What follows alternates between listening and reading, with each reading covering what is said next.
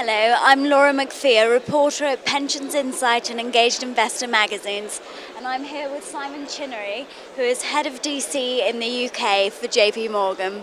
Well, welcome. Very nice to have you here. So I just had a couple of questions for you. First of all, how do you think pension provision will change with the onset of auto-enrolment and widespread DC? I think it's a real game changer. I think, according to the PPI, there'll be something like 20 million savers in DC by 2020. Currently, estimates say there are about 6 million, or certainly before auto-enrolment began. So I think it's a massively good thing. People who haven't saved before will be saving, but it also carries a huge amount of responsibility because these people who won't have saved, weren't earning about saving particularly. So there's a care of duty here, and I think the great opportunity for us as an investment industry is to make sure that we deliver really fit for purpose DC investment solutions for these individuals who won't want to know anything about what they're investing in particularly, and will. I think the majority will go into default schemes. Some 90% plus will probably do that. So really a huge onus on us as an investment industry to make sure that we deliver really, really good outcomes for these people and not disappoint. Right. And how do you think we can achieve that? I'm glad you asked that question. Well, I think the focus has to move away from just looking at an investor as taking on all the risk and saying to them, we will put you in something that eventually will get you to a bigger pot of money, or our aim is to get you to have a big pot of money.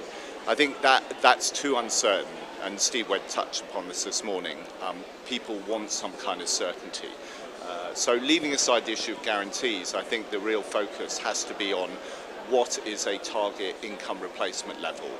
That'll mean that people can aspire to retire, that they will be able to retire.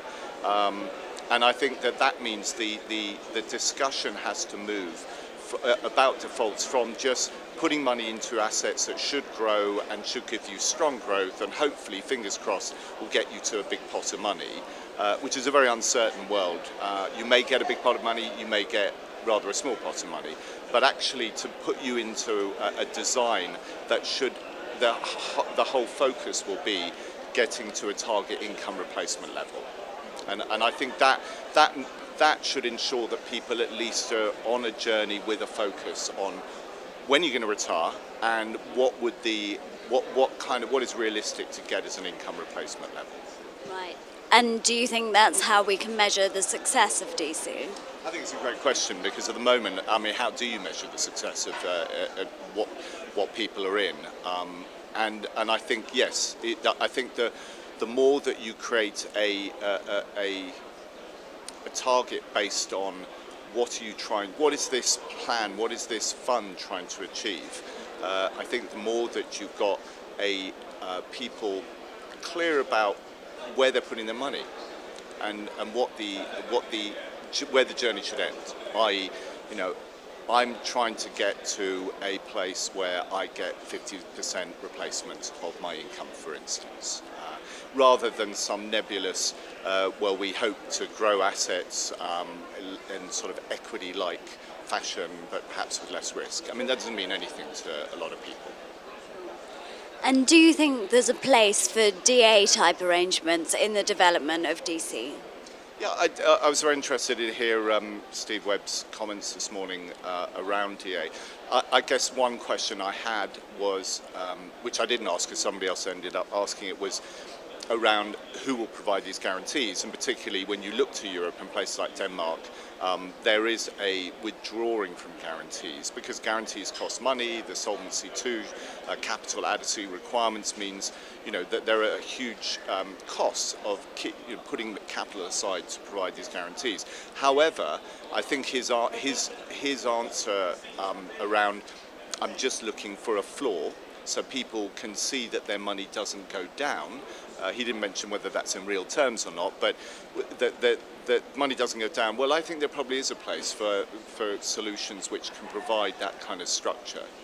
And I think particularly that's relevant for when people get towards retirement, because the question isn't just, what do I do when I get to retirement? It's what can I do with the money that which I've got?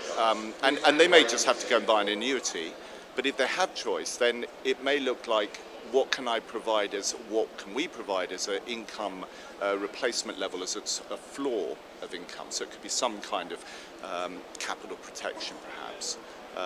And that may give people more choice about what they want to do for a period of 10 years, let's say, after they retire.